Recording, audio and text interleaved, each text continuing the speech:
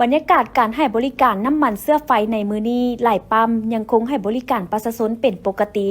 แต่ก็ยังเห็นว่าประชาชนบางส่วนยังแตกตื่นต่อกระแสข่าววิกฤตพลังงาน จากเหตุสถานการณ์ความรุนแรงอยู่ภาคพื้นตะวันออกกลางพากันไปต่อแถวใส่น้ำมันจนสร้างความแออัดแก่การสัญจรนับแต่เกิดมีกระแสข่าวสถานการณ์ความรุนแรงได้ระเบิดขึ้นอยู่ภาคพื้นตะวันออกกลางตั้งแต่ท้ายเดือนกุมภาจนมาถึงต้นเดือนมีนานี้เฮ็ดให้หลายประเทศมีความกังวลเรื่องผลกระทบที่อาจจะเกิดขึ้นตามมาโดยเฉพาะวิกฤตด้านพลังงานเป็นต้นแม่นน้ำมันเสื้อไฟที่ภาคพื้นตะวันออกกลางส่งจำหน่ายไปยังประเทศต่างๆและต่อกับกระแสข่าวดังกล่าวเฮ็ดให้ประชาชนมีความแตกตื่นพากันไปใส่น้ำมันเป็นจำนวนหลายจนเกิดสภาพต่อแถวกันใส่น้ำมันอยู่ตามปั๊มต่างๆตั้งแต่ระยะวันที่2-3 มีนานี้ซึ่งปรากฏการณ์ดังกล่าวบ่แม่นปัญหาวิกฤตการขาดแคลนน้ำมันแต่เป็นความแตกตื่นความวิตกกังวลของประชาชน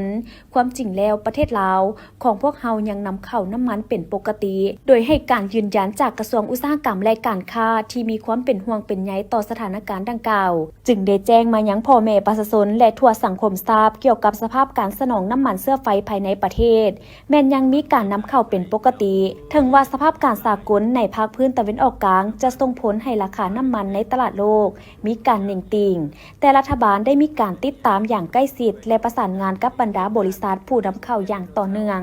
ปัจจุบันปริมาณน้ำมันเสื้อไฟภายในประเทศยังมีการสนองอย่างเพียงพอและบ่มีสัญญาณของการขาดแคลนแต่อย่างใดส่วนมาตรการรับมือและการสนองที่หลากหลายรัฐบาลได้วางแผนการรับรองไว้อย่างรัดกุมเพื่อรับประกันความมั่นคงด้านพลังงานโดยเด่นใส่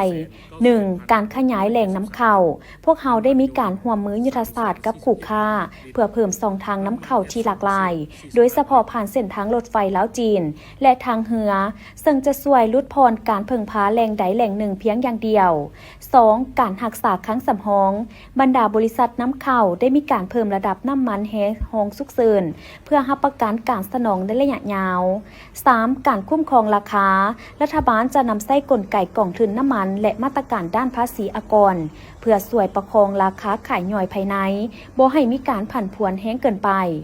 ขอการร่วมมือกับทุกภาคส่วนเพื่อร่วมกันรักษาเสถียรภาพทางด้านพลังงานของชาติกระทรวงอุตสาหกรรมและการค้า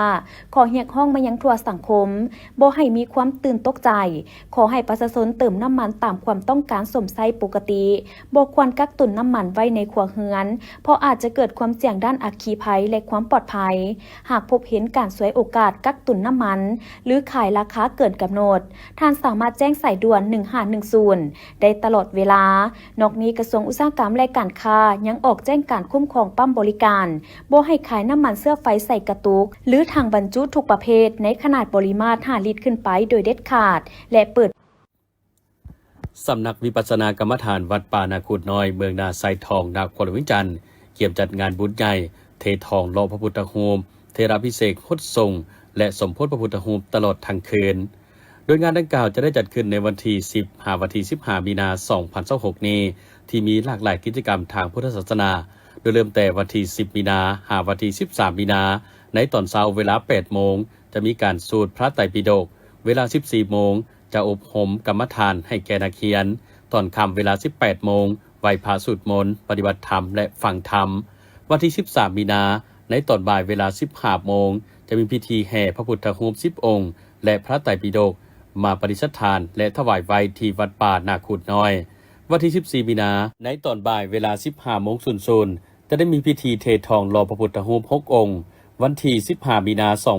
2026ตั้งแต่ตอนเช้าเวลา 8 โมงจะมีพิธีถวายสังฆทานใส่บาตรแด่พระสงฆ์80 องค์เวลา 10 โมงจะมีพิธีเทราภิเษกฮดทรงพระจัดใหญ่สีทนไสยาวงศ์ซอนห้องประธานศูนย์กลางองค์การพุทธศาสนาสัมพันธ์แห่งสาธารณรัฐประชาธิปไตยประชาชนลาวหัวหน้ากรรมาธิการเผยแผ่ศีลธรรมและปฏิบัติกรรมฐานศูนย์กลางเจ้าหน้าที่การวัดป่านาคูดน้อยเวลา 18 โมงจะได้มีพิธีไหว้พระสมทานศีลสูตรปริตะมงคลและสูตรสมโภชพระพุทธรูป10 องค์ตลอดทั้งคืนตลอดไปเมืองไซบูทองแขวงสวรรณเขตเป็นหนึ่งในเมืองที่มีท่าแห่งทางด้านการท่องเที่ยว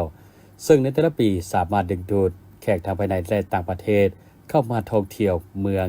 พิเศษกรมมรดกแห่งชาติได้รับรองเอาปราสาทเทียนหิน ขึ้นเป็นมรดกแห่งศาสตร์ระดับศาสตร์อย่างเป็นทางการในวันที่29 มังกรปี 2026 สนั่นคณะผักเมืองไซภูทองแขวงสวรรณเขตได้มีการทำพิธีเปิดงานบุญนมัสการพระธาตุเฮือนหินประจำปี 2026 ขึ้นอย่างเป็นทางการอยู่ที่เดินวัดพระธาตุเฮือนหินโดยการเข้าร่วมของปริญญาเอกวันแสงแก้วบุญพันธ์เลขาคณะบริหารงานผักเมืองไซภูทองประธานจัดงานบุญมีคณะประจำผักเมืองกรรมการผักเมืองการนำเมืองสองคอนการนำขั้นสูงจากเมืองสานุมานแขวงอำนาจเจริญราชอาณาจักรไทยและภาคส่วนที่เกี่ยวข้องเข้าร่วมในพิธีทานภูสวรรณเทพสีทาห้องประธานคณะกรรมการปกครองเมืองได้ขึ้นกล่าวเปิดงานอย่างเป็นทางการซึ่งบางตอนที่สำคัญท่านได้กล่าวว่าพระธาตุเฮือนหินเป็นสถาปัตยกรรมที่โดดเด่นล้ำค่าซึ่งบ่งบอกถึงความเก่งกาจสามารถสลาดลักแหลมและมีหัวคิดประดิษฐ์สร้างของประชาชนบรรดาเผ่าในยุคสมัยปูฮานและยังเป็นสัญลักษณ์ให้แก่คนรุ่นของพวกเขาในปัจจุบันได้เห็นคุณค่าความเป็นมาของชาติลาวเขาที่เป็นชาติหนึ่งที่มีความเจริญรุ่งเรืองศรีวิไลทางด้านอารยธรรมซึ่งบรรพบุรุษของลาวในแต่ละยุคแต่ละสมัยได้ปกปักรักษาและสร้างสรรค์พัฒนามาพระธาตุเฮือนหินแห่งนี้ถือว่าเป็นแห่งที่2ของประเทศลาวเขา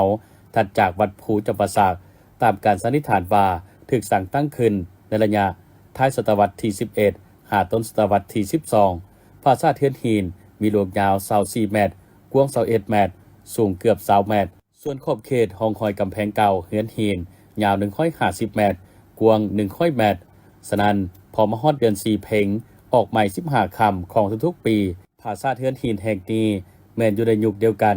กับโฮงนางสีดาที่ตั้งอยู่เมืองจำปาสักแขวงจำปาสักยังยืนถึงความเป็นมาของชาติลาวคนลาวในแต่ละยุคแต่ละสมัยและยังเป็นสถานที่ท่องเที่ยวทางด้านวัฒนธรรมที่สำคัญ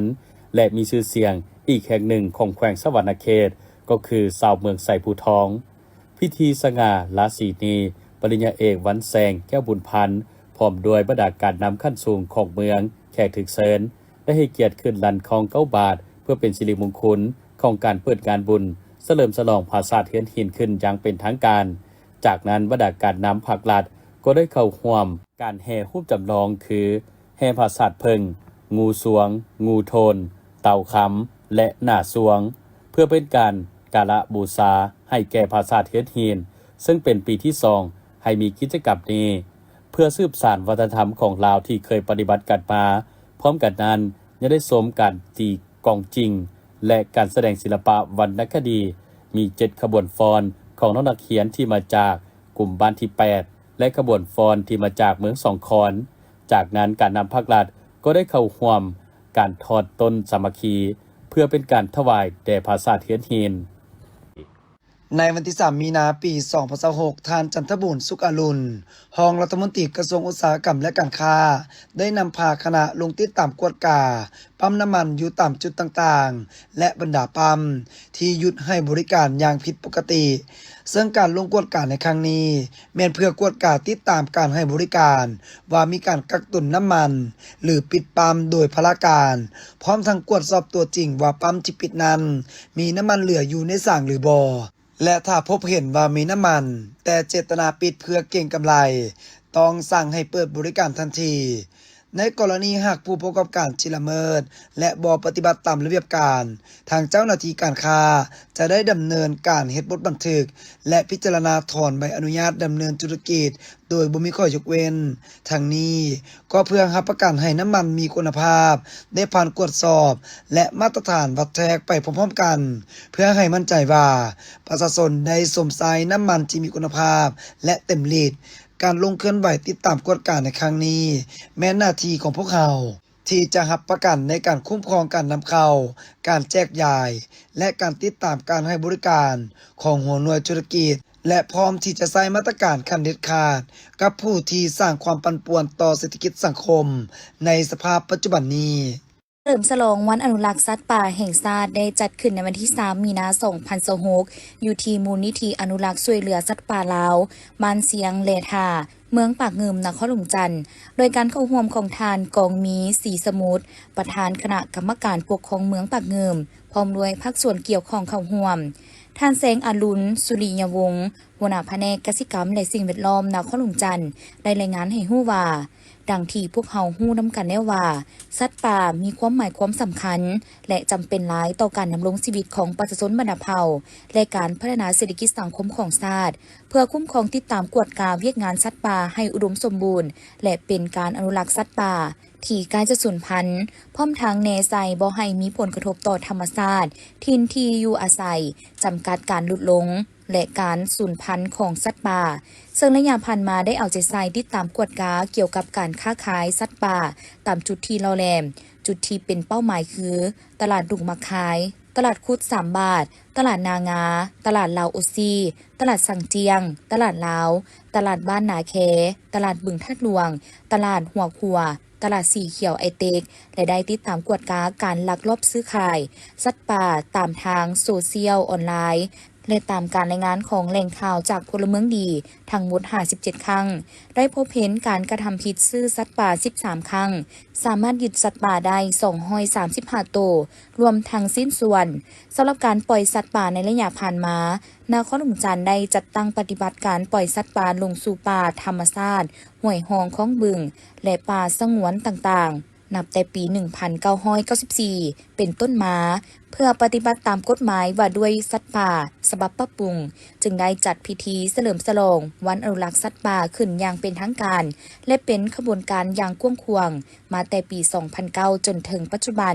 และได้ปล่อยสัตว์ป่าประเภทห่วงห้ามคุ้มครองอื่นๆไปแล้วเป็นจำนวนหลายพันตัวในนั้นมีประเภทสัตว์ป่าบัญชี1บัญชี2และบัญชี3เฉพาะในปี 2026 นี้ทั่วนครหลวงจันทน์คาดคะเนจะปล่อยสัตว์ป่าอื่นๆให้ได้ประมาณหลายกว่า300 ตัวปล่อยเข้าสู่ธรรมชาติเพื่อสร้างความอุดมสมบูรณ์เพิ่มประชากรสัตว์ป่าในธรรมชาติสิ้นห้วยหองของบึงและป่าสงวนต่างๆเพื่อเป็นการอนุรักษ์รักษามีการขยายพันธุ์สืบพันธุ์แบบธรรมชาติเพิ่มความอุดมสมบูรณ์ให้ป่าไม้ธรรมชาติมีความสวยงาม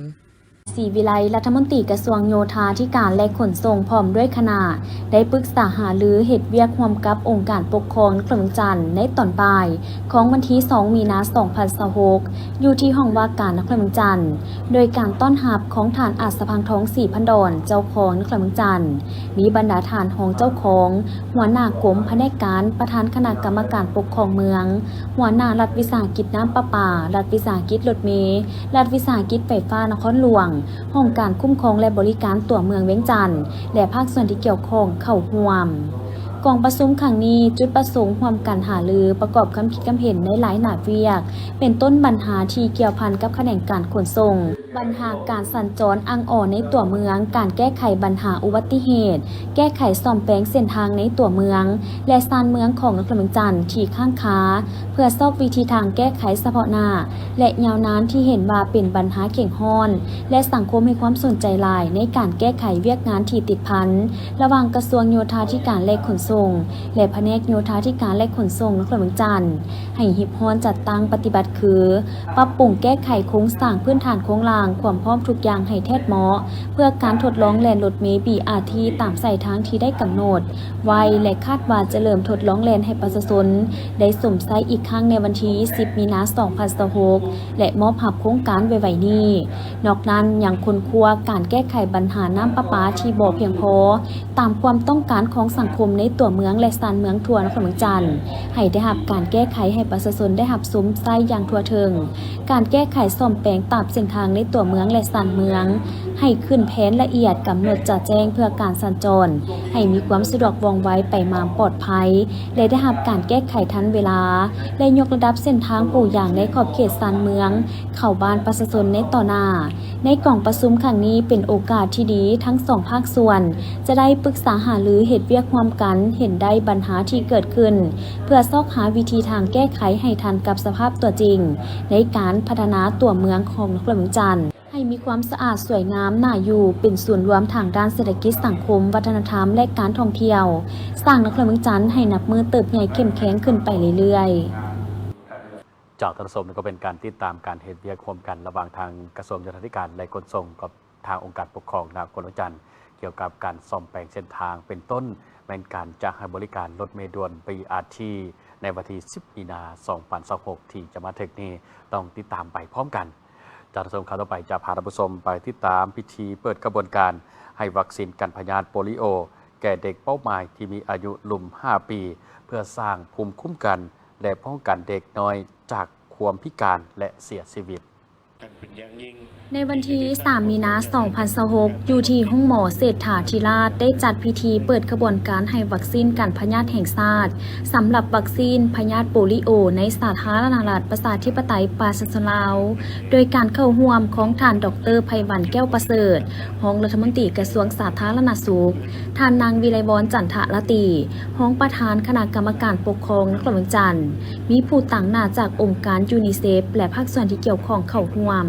ในพิธีท่านดร.ไพวันแก้วประเสริฐได้กล่าวเปิดพิธีว่า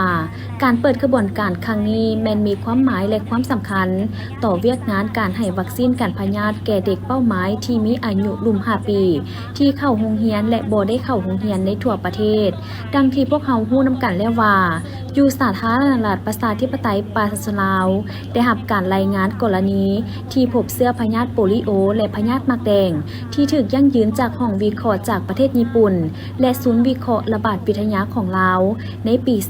2025 และได้ถูกประกาศเป็นประเทศที่มีการระบาดของพยาธิโปลิโอและการระบาดพยาธิที่กันได้ด้วยวัคซีนซึ่งได้เกิดขึ้นในหลายแขวงหลายเมืองโดยเฉพาะบ้านของเมืองที่ติดชายแดนและจำนวนบ้านดังกล่าวอัตราการปกคลุมของเด็กที่ได้รับวัคซีนกันพยาธิยังต่ำและต่ำติดต่อกันหลายปีจำนวนเด็กที่บ่ได้รับวัคซีนแม้นถูกสะสมเพิ่มจำนวนขึ้นในแต่ละปีซึ่งเป็นสิ่งท้าทายอันใหญ่หลวงและส่งผลกระทบเฮ็ดให้เกิดมีการระบาดของพยาธิโปลิโอและพยาธิหมากแดงหรือพยาธิที่สามารถกันได้ด้วยวัคซีนดังนั้นพรรคและรัฐบาลก็คือกระทรวงสาธารณสุขเห็นว่ามีความจำเป็นจะต้องได้เฮ็ดขบวนการยอดและซักวัคซีนให้แก่เด็กเป้าหมายลุ่ม 5 ปีทุกคนในขอบเขตทั่วประเทศเพื่อลดพรอัตราการเจ็บเป็นและการเสียชีวิตของเด็กพร้อมนี้ยังได้เรียกร้องมายังองค์การปกครองทุกขั้นจงเป็นเจ้าการในการติดตามและสุกยูขบวนการนี้ให้บรรลุตามคาดหมายองค์การจัดตั้งมหาชนเป็นต้นสหพันธ์แม่หญิงสาวหนุ่มแนวลาวสั่งชาติช่วยระดมชุมชนสร้างความเข้าใจให้ชุมชนตามสายงานของทานนับแต่ศูนย์กลางตลอดฮอดท้องถิ่นนำเอาลูกหลานของตนเองมารับวัคซีนอย่างทั่วถึงแขนงการศึกษาและกีฬารวมทั้งแขนงโฆษณาช่วยเผยแพร่ข้อมูลข่าวสารและปลุกระดมให้ผู้ปกครองเด็กเห็นได้ถึงความสำคัญของวัคซีนและตัดสินใจนำเอาลูกหลานของตนเองที่อยู่ในเกณฑ์อายุที่จะรับวัคซีนให้มารับวัคซีนอย่างทั่วถึงสำหรับพ่อแม่ผู้ปกครองจงพาลูกหรือหลานของตนเองไปรับวัคซีนตามจุดบริการต่างๆที่ใกล้บ้านทานเพื่อสร้างภูมิคุ้มกันและป้องกันเด็กน้อยจากความพิการและเสียชีวิตซึ่งขบวนการวันซักยาแห่งชาติยอดและให้วัคซีนกันพยาธิได้เริ่มจะตั้งปฏิบัติในขอบเขตทั่วประเทศระหว่างวันที่3-12 มีนาคม 2026จัดขึ้นในวันที่ 3 มีนาคม 2026ที่นครหลวงจันทร์ร่วมลงน้ำระหว่างท่านบุญทวีเดชบัณฑิตหัวหน้าห้องการองค์การกระแดงนครหลวงจันทร์และท่านชงเชิญเวยประธานบริษัทบูชาอีโคซิสเต็ม SDN BHD โดยการเข้าร่วมของทานสารพิษสุนวรวงศ์หัวหน้าแผนกแรงงานและสวัสดิการสังคมนครหลวงจันทร์ท่านคำสวรรค์โคตรใสหัวหน้าคณะโฆษณาอบรมนครหลวงจันทร์มีห้องหัวหน้าแผนกห้องหัวหน้าห้องว่าการหัวหน้าห้องหัวหน้าแขนงการและพนักงานที่เกี่ยวข้อง2ฝ่ายเข้าร่วมจุดประสงค์ของ2ฝ่ายในครั้งนี้เพื่อเป็นการประกอบส่วนช่วยเหลือด้านมนุษยธรรมเป็นรถจักรเพื่อนำใช้เข้าในเวียกงานกู้ชีพกู้ภัยฉุกเฉินขององค์การกระแดงนครหลวงจันทร์โดยทั้ง2ฝ่ายมีหน้าที่และความรับผิดชอบเท่าเทียมกันบนพื้นฐานเป็นการร่วมมือด้านมนุษยธรรมองค์การกระแดงนครหลวงจันทร์มีพระบทบาทสำคัญในการช่วยเหลือบรรเทาทุกข์ผู้ประสบภัยพิบัติต่างๆที่เกิดขึ้นจากธรรมชาติมนุษย์สร้างขึ้นและผู้ด้อยโอกาสดังนั้นการร่วมมือกันครั้งนี้เป็นบาทเก้าที่สำคัญเพื่อช่วยยกระดับท่าแหงและความพร้อมในการดำเนินภารกิจด้านมนุษยธรรมให้ดีขึ้นพร้อมกันนั้นการร่วมมือในอนาคตจะบ่จำกัดเพียงแต่โครงการใดหนึ่งแต่จะสามารถขยายไปสู่การสนับสนุนด้านสาธารณสุขการบรรเทาทุกข์ภัยพิบัติการช่วยเหลือสังคมการพัฒนาชุมชนในนครหลวงจันทร์และในขงเขตอื่นๆตื่มอีกในวันที่ 2 มีนาคม 2026นี้อยู่ที่หอวัฒนธรรมแขวงหนองน้ำทาแผนกสาธารณสุขของแขวง ได้เปิดกระบวนการวันสักจาแห่งชาติกันพยาธิโปลิโอโดยการเข้าร่วมของทานวงวณีเพื่อประสารองประธานคณะกรรมการปกครองแขวงดงน้ำทาทานเตียงสมรพรประเสริฐหัวหน้าแผนกสาธารณสุขของแขวงดงน้ำทาวิบดาหัวหน้าของหัวหน้าแผนกประธานห้องประธานคณะกรรมการปกครองหาเมืองขณะการที่เกี่ยวข้องของแขวงตลอดฮอดพ่อแม่ประชาชนผู้ปกครองและเด็กน้อยเก่าบ้านเทศบาลของแขวงเข้าร่วมแขวงดงน้ำทาได้สุ่มใส่เวกงานกระบวนการสักจากกันพยาธิโปลิโอรอบที่1ในครั้งวันที่2 51มีนาคม2026และรอบที่2ในครั้งวันที่23มีนาคมวันที่2เมษายน2026เพื่อรับประกันว่าเด็กน้อยในกลุ่มเป้าหมายแต่0-59เดือนทั่วแขวงดงน้ำทาให้ได้รับวัคซีนจากทั่วถึงเพื่อป้องกันการกลับคืนมาแพร่ระบาดของพยาธิโปลิโอพยาธิเปียลอยพร้อมทางเฮ็ดให้พ่อแม่ผู้ปกครองและชุมชนทุกคนเห็นได้ถึงความสำคัญของการรับจ่าวัคซีนป้องกันพยาธิและการดูแลสุขภาพของเด็กให้แข็งแรงเพื่อจะตั้งปฏิบัติตามยุทธศาสตร์ของกระทรวงสาธารณสุขก็คือรัฐบาลที่กำหนดไว้ในการลบล้างพยาธิโปลิโอให้หมดไปจากสปป.ลาวอย่างถาวรในโอกาสนี้ทานวงวณีเพื่อประสาได้กล่าวเปิดพิธีดังกล่าวและได้นำพาการนำของแขวงยอดยาให้แก่เด็กน้อยผู้ที่มีอายุ5 ปีลงมาทั้งนี้ก็เพื่อเป็นการกันพยาธิโปลิโอเพื่อให้พิธีเปิดกระบวนการให้วัคซีนกันพยาธิโปลิโอในครั้งนี้มีความหมายความสำคัญและเป็นการปลูกจิตสำนึกให้แก่ทุกภาคส่วนได้เข้าร่วมและเห็นได้ความจำเป็นที่ต้องได้ให้ลูกหลานเข้ารับวัคซีนในเกณฑ์อายุแม่น้ำพอง ในวันที่2มีนาคม2026กรมภาษีร่วมกับองค์การใจกล้าประจำลาวได้จัดกล่องประชุมสัมมนาเวียกงานบริหารความเสี่ยงภายใต้โครงการพัฒนาขีดความสามารถเพื่ออำนวยความสะดวกทางด้านการค้าให้แก่ประเทศภาคพื้นแม่น้ำคองโดยการเป็นประธานของท่านพบมาจาก4,000 ดอนห้องหัวหน้ากรมภาษีกระทรวงการเงินมีเชี่ยวชาญจากองค์การใจกล้านักวิทยากรจากกรมภาษีญี่ปุ่นและเจ้าหน้าที่ภาษีในขอบเขตทั่วประเทศเข้าร่วมกองประชุมครั้งนี้เพื่อปรึกษาหารือและแลกเปลี่ยนบทเรียนในการคุ้มครองเวียกงานบริหารความเสี่ยงของรัฐการภาษีสาธารณรัฐประชาธิปไตยประชาชนลาวและภาษีญี่ปุ่นการนำใช้ระบบคุ้มครองข้อมูลประวัติค่าความเสี่ยงซึ่งเป็นระบบที่ได้เริ่มจัดตั้งปฏิบัติอยู่ด้านภาษีชายแดนทั่วประเทศตามแจ้งการของกรมภาษีในกล่องประชุมผู้เข้าร่วมจะได้รับฟังการบรรยายจากนักวิทยากรผู้ชำนาญงานจากกรมภาษีญี่ปุ่นซึ่งได้มีการถ่ายทอดบทเรียนเกี่ยวกับหลักการและวิธีการบริหารความเสี่ยงเพื่อลดพรการลักลอบหนีภาษีพร้อมทางแลกเปลี่ยนบทเรียนโดยอิงใส่ประสบการณ์ตัวจริง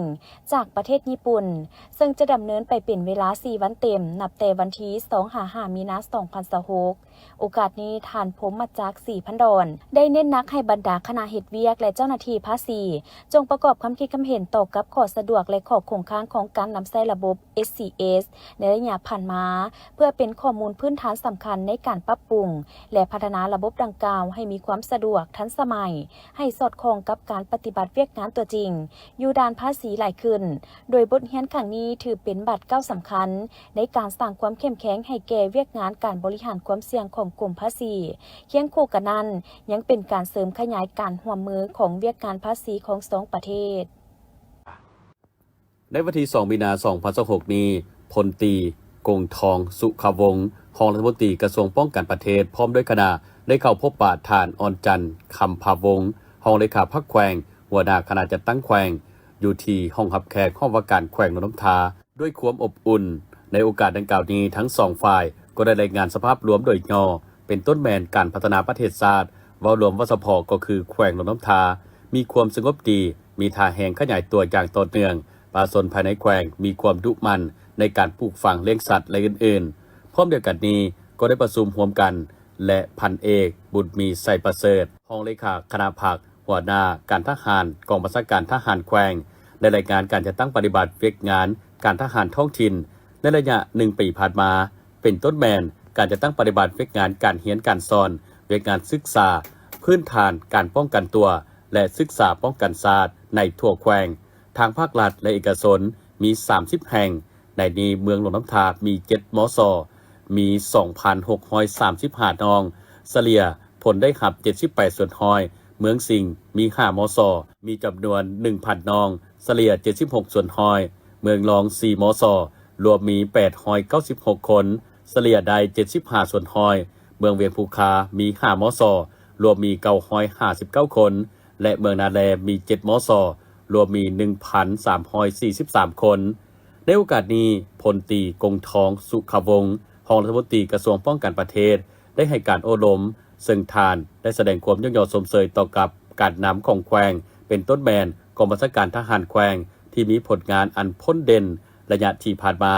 ในการจะตั้งปฏิบัติเวียกงานการเรียนการสอนเวียกงานศึกษาพื้นฐานป้องกันตัวและศึกษาป้องกันศาสตร์ในทั่วแขวงทั้งภาครัฐและเอกชนได้เป็นอย่างดีและเน้นหนักให้สืบต่อเอาใจใส่ในการจะตั้งปฏิบัติหน้าที่เวียกงานในต่อดาให้ดีขึ้นเรื่อยๆกองประชุมจัดขึ้นในไทยทิศผ่านมา โดยการเป็นประธานของท่านนางท้องดำอภัยราชห้องหัวหน้าแผนกการเงินแขวงอุดมไซท่านพรสวรรค์อุ่นแก้วหัวหน้าแขนงคุ้มครองทรัพย์สินแห่งรัฐพร้อมด้วยผู้ต่างหน้าจากแขนงการขันแขวงห้องการเงินและสวยสาวก่อน7 เมืองเข้าร่วมท่านนางท้องดำอภัยราชได้กล่าวว่าการคุ้มครองทรัพย์สินแห่งรัฐแม่นเวียกงานสำคัญที่ติดพันกับการพัฒนาเศรษฐกิจสังคมของแขวงพร้อมทั้งเป็นภารกิจที่ต้องปฏิบัติตามมติกองประชุมใหญ่ขององค์คณะพรรคแขวงฉะนั้นทุกภาคส่วนต้องร่วมมือกันอย่างเข้มแข็งในการป้องกันและบุกทะลุต้านการหัวไหลไร้หับจัดเก็บไร้หับจากทรัพย์สินให้ครบถ้วนตามแผนหรือลื่นแผนเพื่อรับประกันความสมดุลด้านงบประมาณปี 2025 แผนไร้หับทรัพย์สินเบื้องต้นกำหนดไว้ 42,000 ตื้อกีบในนั้นรายหับทรัพย์สิน 40,000 ตื้อกีบและวิสาหกิจรัฐและประกันภัย 200 ล้านกีบแบ่งเป็นคันแขวง 24,702 ตื้อกีบและคันเมือง 15,298 ตื้อกีบต่อมาได้ดัดแก้แผนท้ายปีเป็น 270,040 ตื้อกีบสำหรับปี 2026 แผนรายหับรวมทั้งหมด 315,693 ตื้อกีบในนั้นรายหับคุ้มครองทรัพย์สิน